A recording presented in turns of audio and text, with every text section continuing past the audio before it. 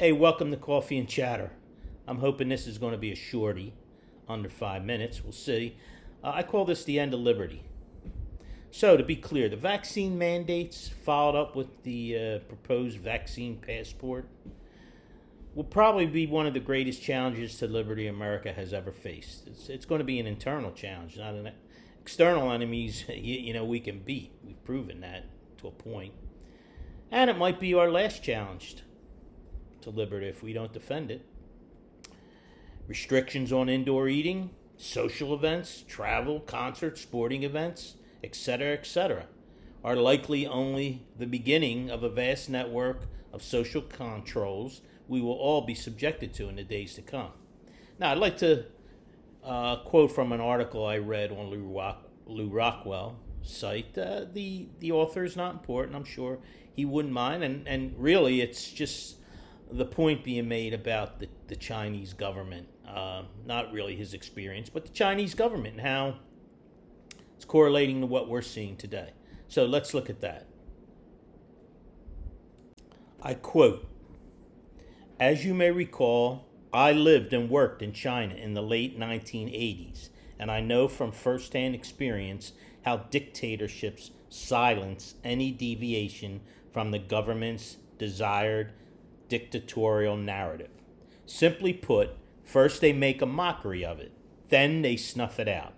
There is only one side to every story, and that side is determined and promulgated by the heavy hand of the Chinese Communist Party, which rules the country with an iron fist. Lay that template over our social media and mainstream media, with their misinformation and conspiracy theory smears, widespread censorship, and deplatforming of alternative honest voices, and perhaps you can get a glimpse into how this formula is playing out in what's left of the free world now." End quote. All right, so the mocking, the silencing, the canceling, the dictatorial narrative, that is where we are now. That's not the future. That's not the near future. That's now.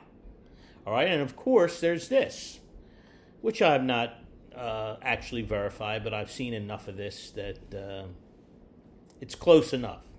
Quote, "Despite the shots being touted as safe, the Vaccine Adverse Event Reporting System, or maybe what you've heard called VAERS, which is co-managed by the CDC and the FDA, showed a total of over 700,000 reports of adverse events from all age groups following COVID vaccines, including almost 15,000 deaths and over 91,000 serious injuries between December 14th, 2020 and September 10th, 2021.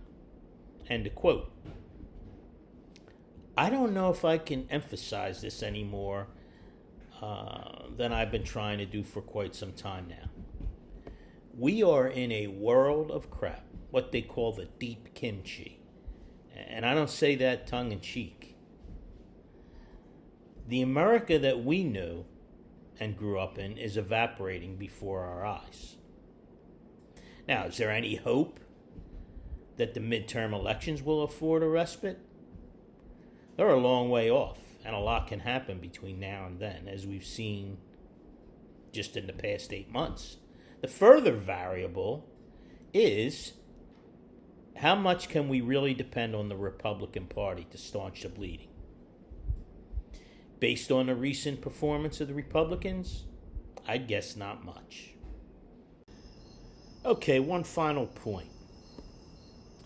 If you think the vaccine mandate and passport are about health and safety, take a long, hard look at yourself in the mirror. This is all about control. No? Go ahead, change my mind.